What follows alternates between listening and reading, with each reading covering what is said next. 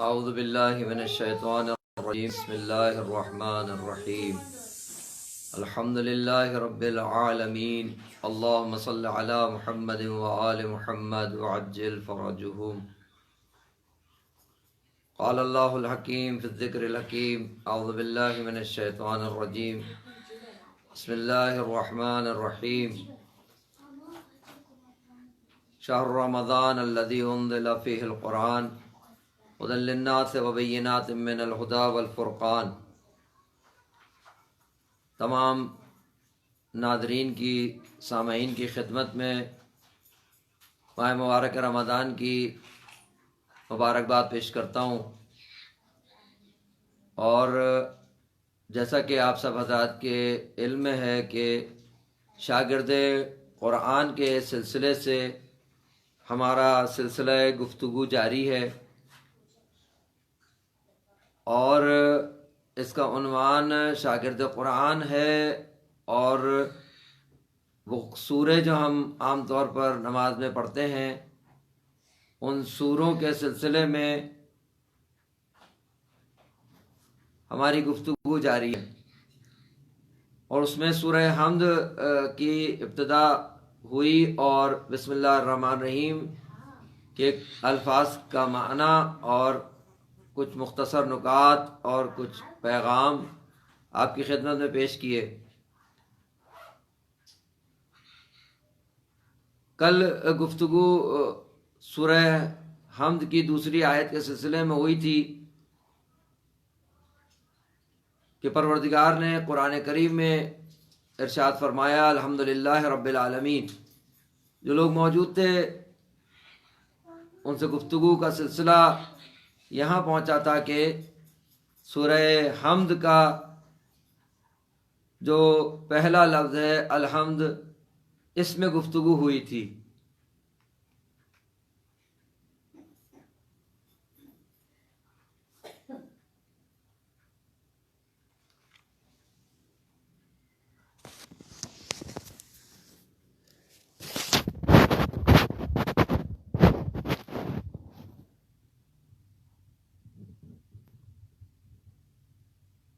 آج سلسلہ سورہ حمد کی اسی آیت کے سلسلے میں ہے، اور جو بات ہے وہ یہاں تک پہنچی ہے کہ حمد کا معنی کیا ہے۔ تو کل عرض ہوا کہ حمد کہتے ہیں تعریف کرنے کو، اور اس تعریف کے سلسلے میں اردو میں لفظ مدح بھی استعمال ہوتا ہے اور حمد بھی استعمال ہوتا ہے۔ آج جو لفظ آگے گزارش کرنا ہے، خود لفظ حمد کا معنی تعریف تو ہے، لیکن جو قرآن کا استعمال ہے لفظ حمد میں، اس حمد کا جو معنی ہے اس میں دو چیزیں باہم پوشیدہ ہیں اور ملی ہوئی ہیں۔ اسی لفظ حمد میں تعریف بھی ہے، مدحت بھی ہے، اور شکر گزاری بھی ہے۔ ایک ہی لفظ میں تعریف بھی اور شکر گزاری بھی۔ اب جب انسان الحمدللہ رب العالمین کہتا ہے تو وہ تعریف بھی کرتا ہے اور شکر بھی کرتا ہے اس کا کہ جو عالمین کا پالنے والا ہے۔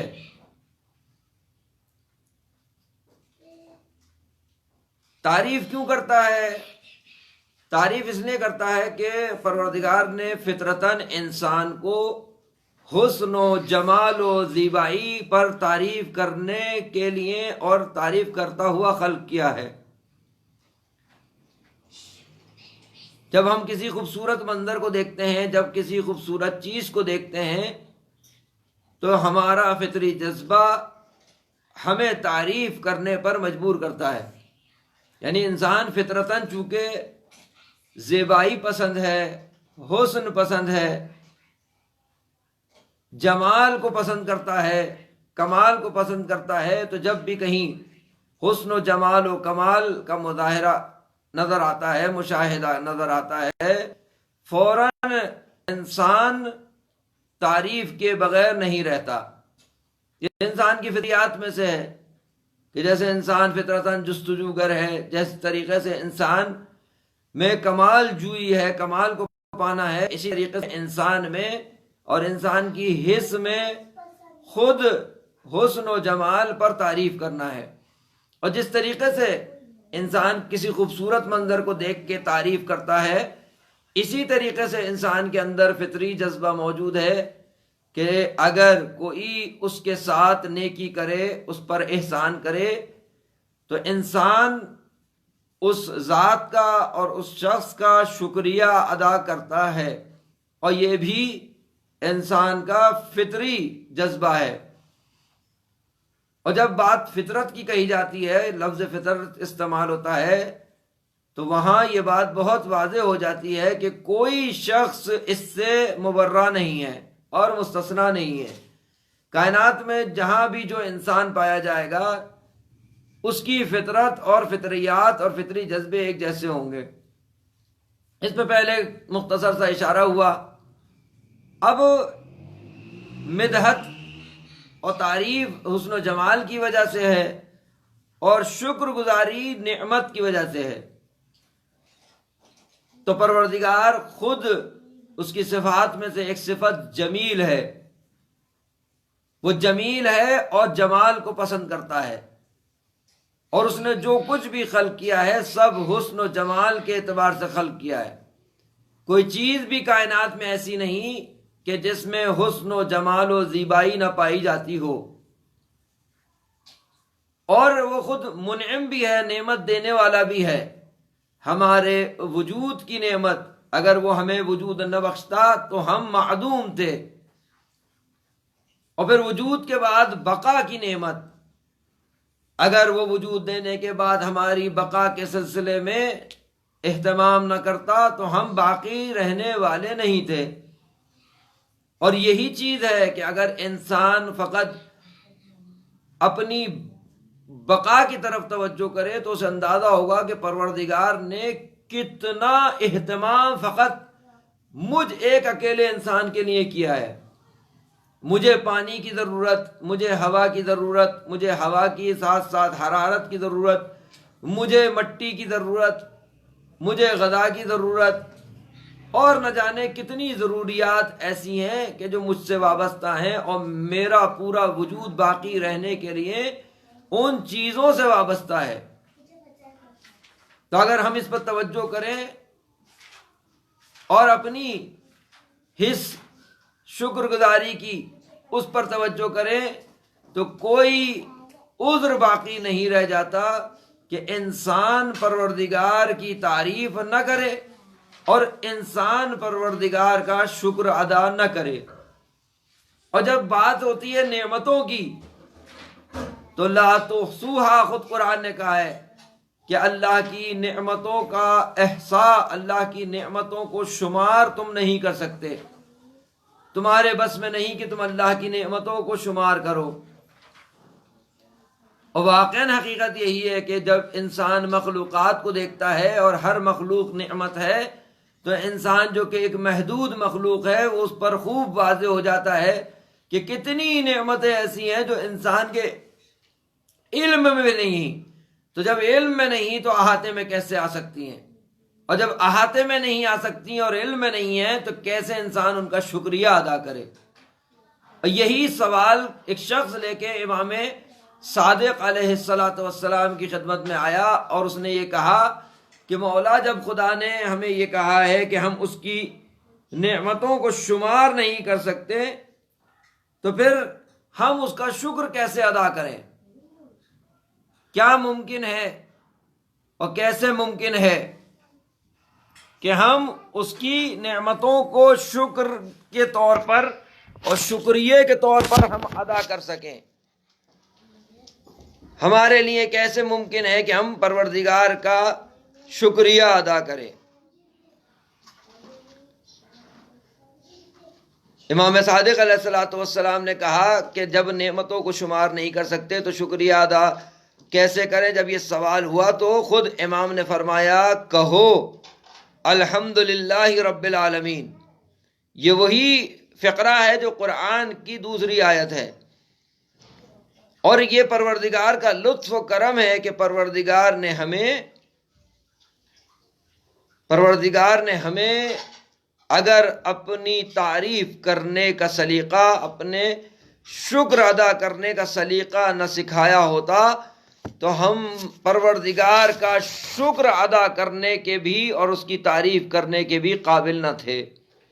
اب آپ دیکھیے، کل بھی گزارش ہوئی کہ ایک لفظ فقط الحمد ہے، اور اس الحمد میں آج تک جتنے ترجمہ کرنے والے ہیں سب کے سب عاجز ہیں اس بات کے کہ صرف اس لفظ الحمد کا ترجمہ کریں۔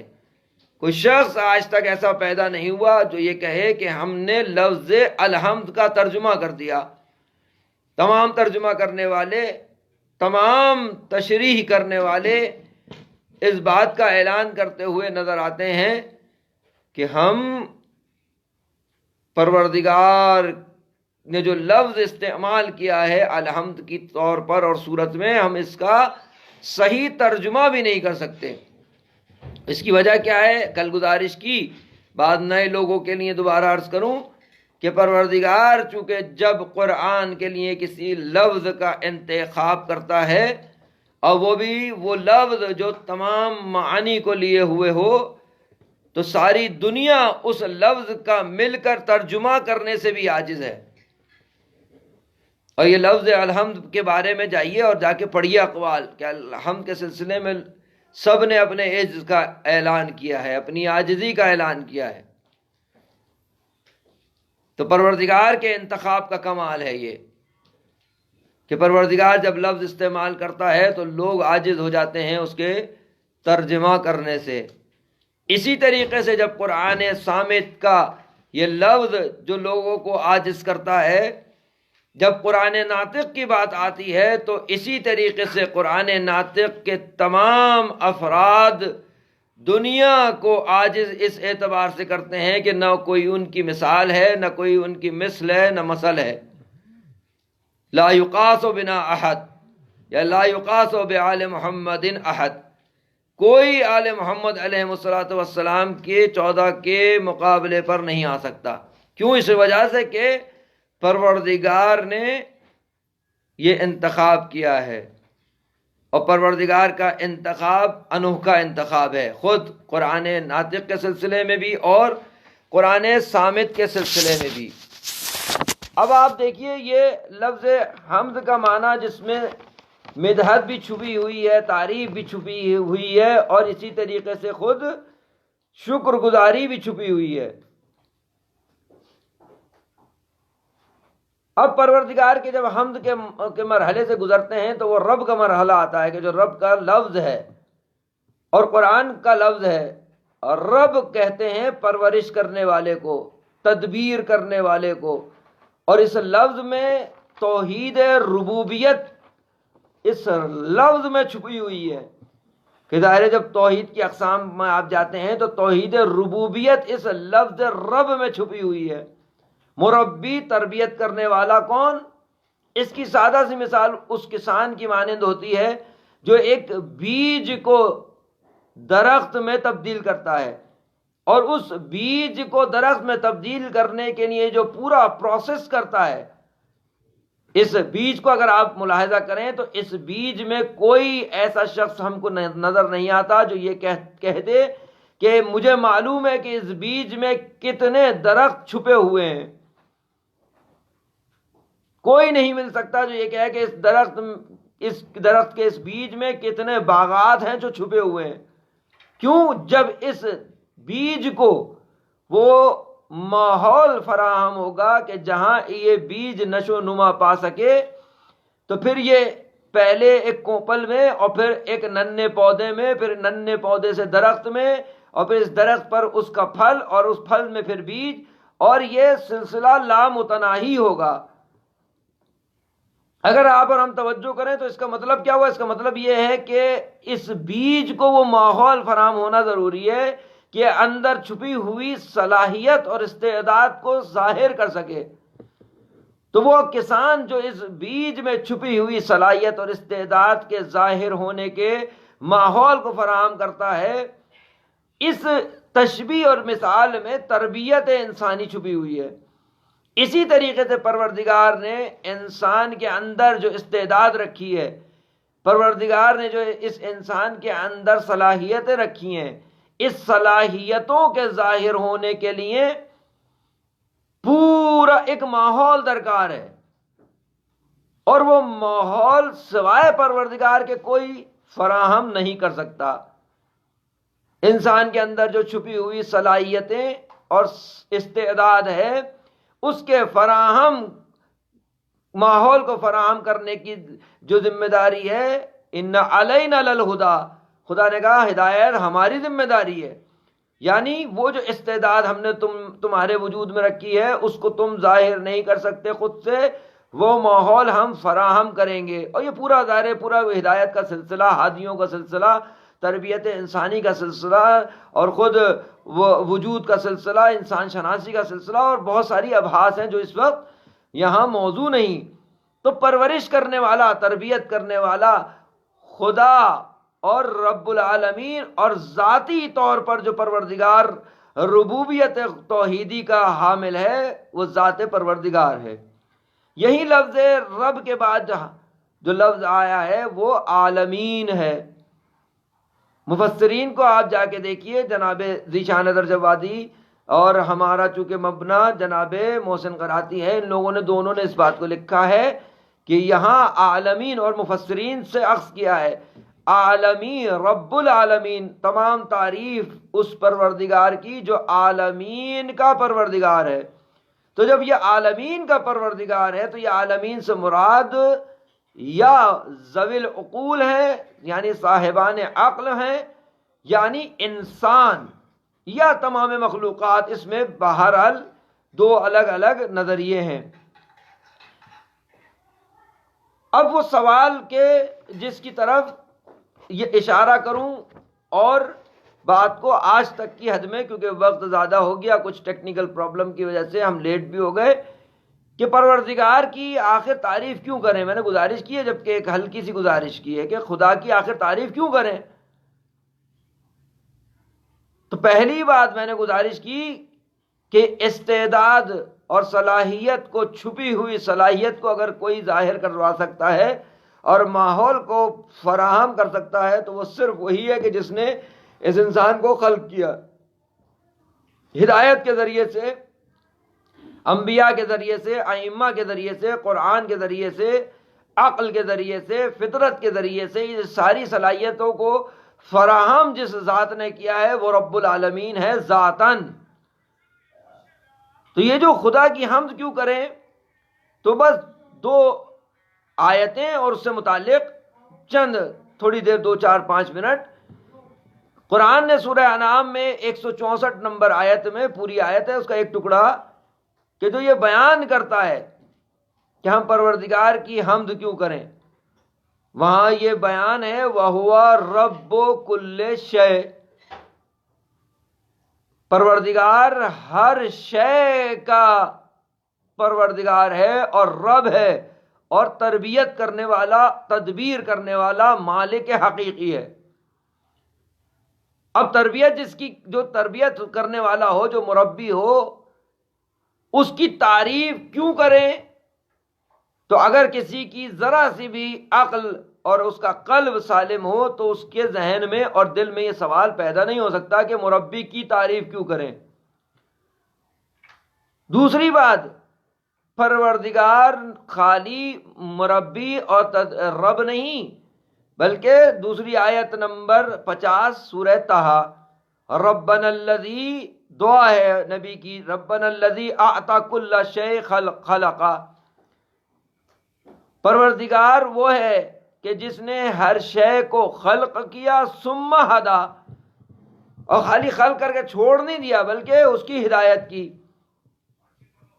اب جب ہدایت کا مرحلہ آتا ہے تو آپ دیکھیے کہ پروردگار نے ہر شے کو خالی خلق نہیں کیا بلکہ ثم ہدا، اور یہاں کل شے ہے، یہاں فقط انسانوں کی گفتگو نہیں ہے، کل شے ہے، پروردگار نے ہر شے کو خلق کیا، ثم ہدا، پھر اس کی ہدایت کی، اور جو یہ ہدایت ہے تمام اشیاء کی ہے۔ قرآن نے بعض چیزوں کو نقل بھی کیا. جناب نے قرآن نے باری تعالیٰ نے بیان کیا کس کو؟ شہد کی مکھی کو اس نے ہدایت کی. اور وہ جو شہد کی مکھی کا شہد حاصل کرنے تک کا جو پورا ایک مرحلہ ہے کہ وہ جاتی ہے شہد کو ان پھولوں سے چوس کر لاتی ہے، پھر جمع کرتی ہے، محفوظ کرتی ہے، پھر جو وہاں پوری ریفائنری کا سسٹم ہے جو شہد کے چھتے کے اندر موجود ہے، پوری ریفائنری، جس کے لیے ایک بہت بڑی زمین چاہیے، بہت بڑے بڑے انجینئر چاہیے، بہت بڑی بڑی چیزیں چاہیے صرف اس شہد کو ریفائن کرنے کے لیے. اور وہ شہد کی مکھی کو پروردگار نے ثم ہدا کے ذریعے سے سکھایا ہوا ہے. وہ اس پھول پہ بیٹھتی ہے جس پھول سے شہد لے کے آنا ہے، نہ کہ اس پھول پہ جا کے بیٹھتی ضرور ہے لیکن لیتی نہیں ہے. جاتی ضرور ہے اس پھول تک کہ جس میں امکان ہو، لیکن چھوڑ آتی ہے اور جاتی اسی پہ کہ جس پر شہد ہو. یا ایک بریکٹ میں بات سن لیجئے، میں اپنے لیے کہہ رہا ہوں، یعنی شہد کی مکھی چونکہ اپنے کام کے اعتبار سے، اپنے روزگار کے اعتبار سے جاتی ضرور ہے لیکن لاتی فقط حلال ہے، فقط حلال لے کے آتی ہے اور پورا اس کا پروسیس. لیکن یہ کس نے سکھایا ہے سارا شہد کی مکھی کو یہ سب کچھ کرنا؟ ربک اوحی ربک، یا میرے ذہن میں اس وقت آیت نہیں ہے کہ تمہارے پروردگار نے شہد کی مکھی پر وحی کی. وحی کیا ہے؟ یہ وہی ہدایت ابتدائی ہے کہ تمہارے پروردگار نے شہد کی مکھی کو کہ کیسے شہد کو جمع کرنا ہے. قرآن کی آیت ہے. اسی طریقے سے اگر آپ چیونٹی کو دیکھ لیجئے، چیونٹی سردیوں کی جو غذا، سردیوں کے لیے غذا گرمیوں میں جمع کر کے رکھتی ہے، اور خالی جمع نہیں کرتی ہے، ہر دانے کو 2 ٹکڑوں میں تقسیم کر دیتی ہے. جس دانے کو اس کو امکان ہو اسے الگ کر دیتی ہے کہ یہ بقیہ جو ہمارا اس وقت ذخیرہ اس کو خراب کرے گا.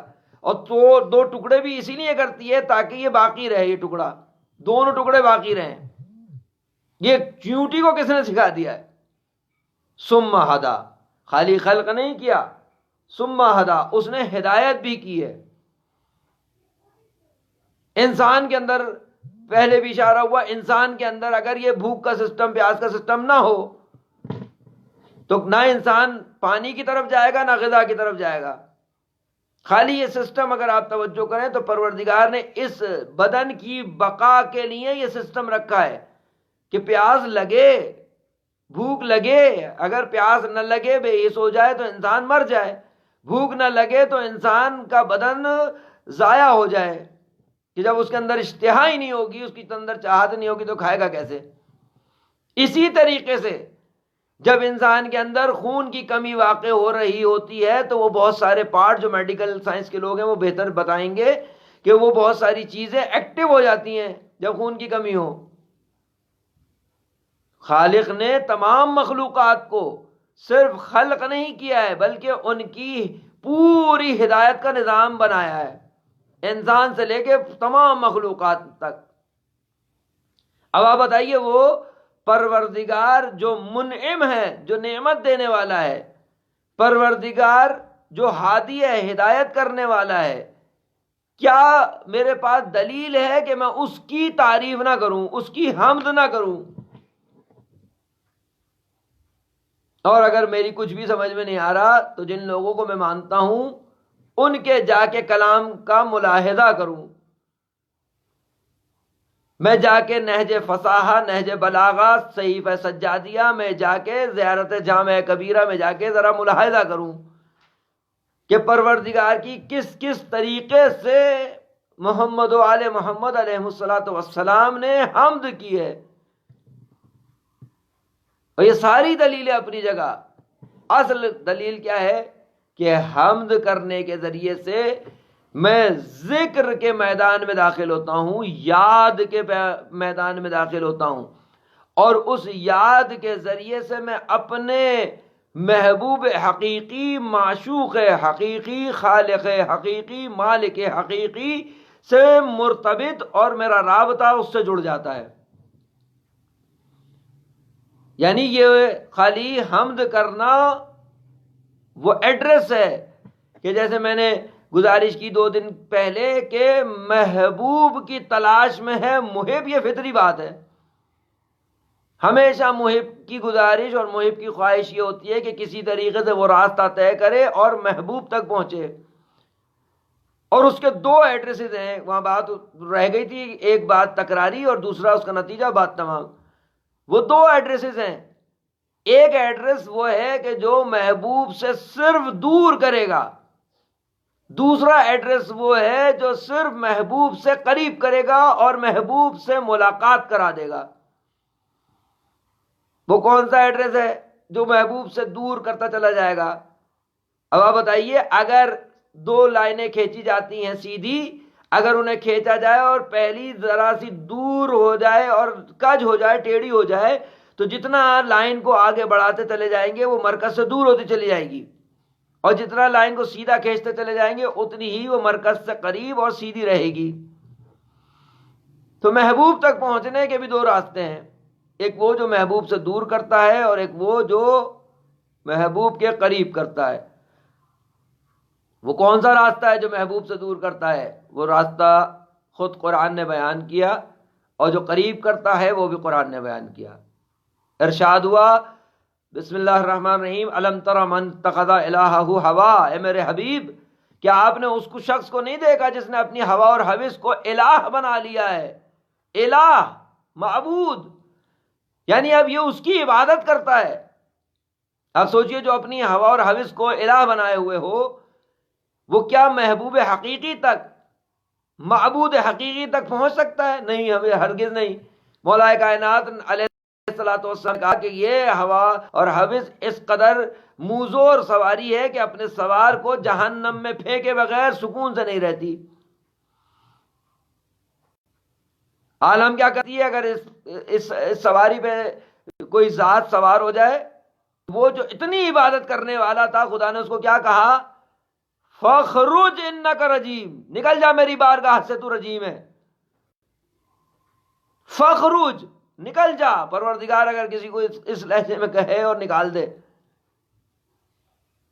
یا قیامت کے دن جب یا عذاب جب آئے گا تو وہاں قرآن نے کہا ذوق، چکھو اس کو ذرا، عذاب الہی کو.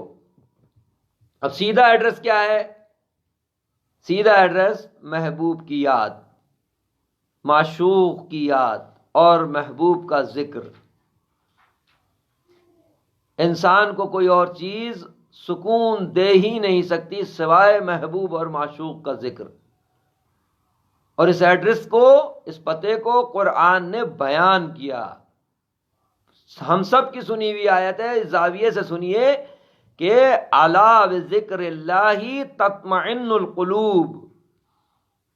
وہ محبوب حقیقی اعلان کر رہا ہے کہ کہاں تلاش کرتے پھر رہے ہو سکون، آگاہ ہو جاؤ، ذکر الہی سے قلوب کو اطمینان حاصل ہوتا ہے.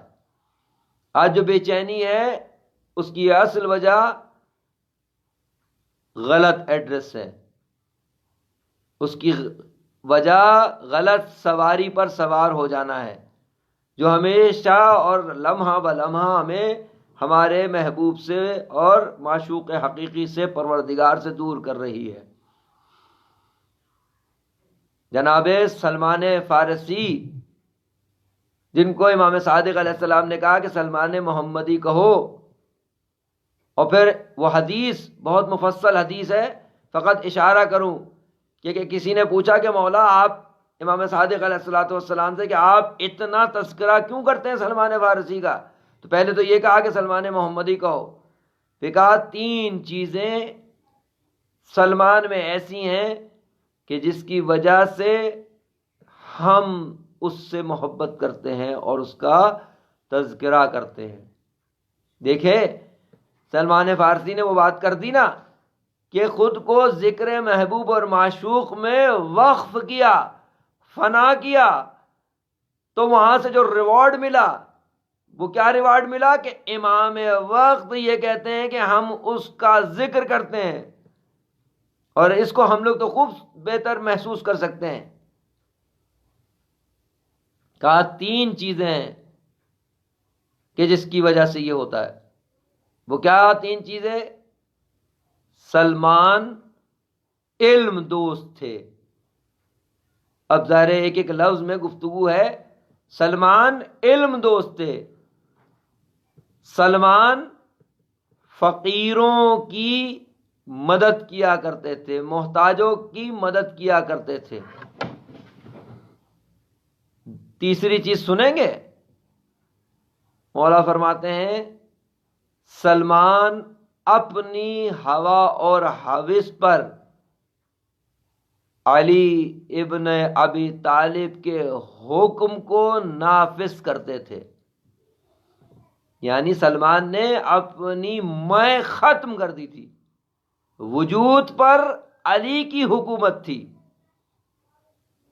اور جب انسان اپنے انانیت کو ختم کر دیتا ہے اور اس کے وجود پر علی ابن ابی طالب کا قبضہ ہو جاتا ہے تو پھر خود امام وقت یہ کہتے ہوئے نظر آتے ہیں کہ ہم سلمان کا ذکر کرتے ہیں. وہ زبان جو خود لسان اللہ ہے وہ یہ کہتی ہے کہ ہم سلمان کا ذکر کرتے ہیں. اور یہ ذکر کا طریقہ خود قرآن نے بیان کیا کہ پروردگار کی تعریف کرو کیسے؟ الحمدللہ رب العالمین. بارلا تجھے واسطہ ہے محمد و آل محمد کا، ہمیں صحیح معنی میں قرآن و اہل بیت کو سمجھنے، ان کو اپنے وجود کا حصہ بنانے کی توفیق عنایت فرما. والسلام علیکم ورحمۃ اللہ وبرکاتہ.